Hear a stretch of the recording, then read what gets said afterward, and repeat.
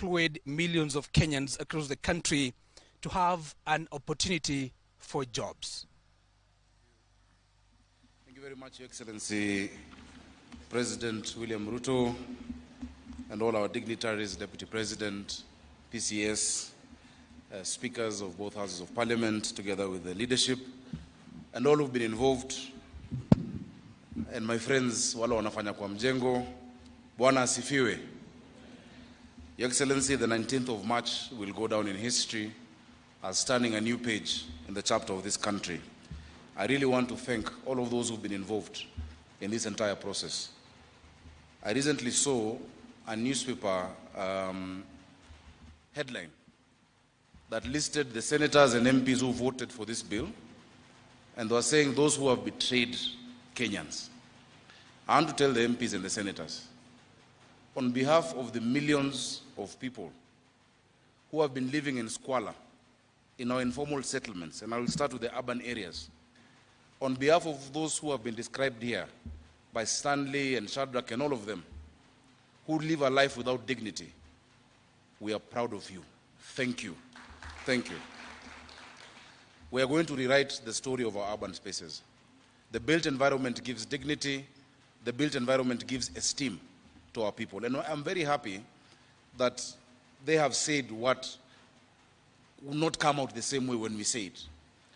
That what dignity is there when you live in the same room with your children and your wife, and the only thing separating you is a bed sheet. That when your wife has to go to shower in a communal bathroom somewhere out there with other men waiting, there is no dignity. A first-class country cannot have a second-class citizen.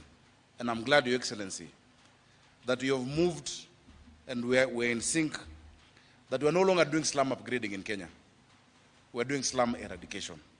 Slum upgrading, there is no first-class slum and a second-class slum. A slum is a slum.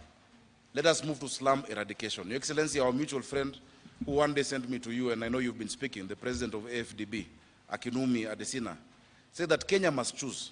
We cannot be number one in the marathon and number one in slums. We must choose one of the two. Either we are number one in marathon or number one in the slums. And I agreed with him. I'm so happy because, Your Excellency, just one of these projects, for instance, if we did in committee, can eradicate the entire Kahawa Soweto slum. 3 or 4 of these, because people forget, many of our informal settlements are only one single story, as Jenda Ju. With just a tenth of that space and the decanting that I've heard PS Hinga talking about, and thank you so much for your commitment, we can be able to change the destiny of our country. Secondly, Your Excellency, I just want to affirm, because I know people out there have been saying that this is something that is for the counties, this is for the national government. I would wish to tell them, devolution is not a competition. Devolution is partnership. Devolution is partnership between levels of government to make sure that we serve our people the best. It is based on the principle of subsidiarity, that a service is best offered closest to the benefit of that. So as counties, we are partners. You know, it is like a bird flying, asking, for me to fly, which wing do I need, the left wing or the right wing? A bird needs both wings for it to fly, both the national government and the county government. And on behalf of my colleagues, I want to tell you and commit that we will partner.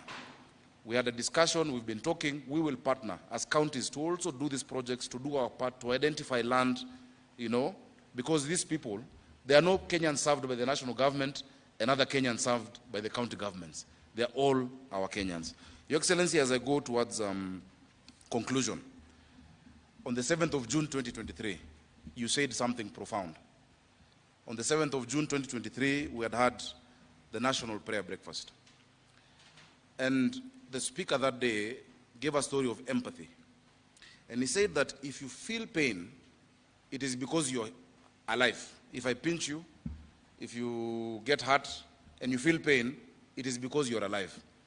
But if you feel somebody else's pain, it is because you're a human being. Your Excellency, thank you for feeling the pain of millions of our people in our cities, even in our rural areas, who have no hope, who are living lives of squalor. And I pray that this will be the beginning of the end of that story. As my friend has said, kuitwa kitongoji au makanda itaisha na kutakuwa na majina ya baraka katika maeneo yetu. As a county, we are working together with the PS and with the ministry. Our county aggregation industrial park, because Nairobi ni shamba ya mawe, hatuna matunda na mboga na kahawa. Our product is this, Your Excellency. Our Kaipi in Nairobi is metalwork and woodwork industry. We are dealing with Peter, Mudhama, and the Kamkunji and the Ngong Road teams. Thika Road, between Madhari and Utalii, that is where we're going to have our industry. Hii milango yote, madirisha, together with these people, we are bringing the common user facility and give our young people hope in this work that we are doing. Your Excellency, one story that my friend aligusia kidogo tu, na ningetaka kumsaidia kusisitiza. He said that in the informal settlements, every other day, there is a fire. And I don't think people understood. You know, in January, one fire that, of course, we regret that happened in Embakasi took the attention of the nation. But, Your Excellency, do you know in that same month there were 47 other fires in Nairobi County, in our informal settlements, because of illegal power connections, because we've not given these people a dignified life. Imagine leaving your home and not knowing whether when you come back your children are safe, whether they're how you left them, or whether your house has burned down because of the indignity of living in that informal settlement. Your Excellency, please help us to make sure we sort that out, make sure that we provide water for them, we're able to reticulate for them, because a first-class country that Kenya is cannot and will never have a second-class citizen.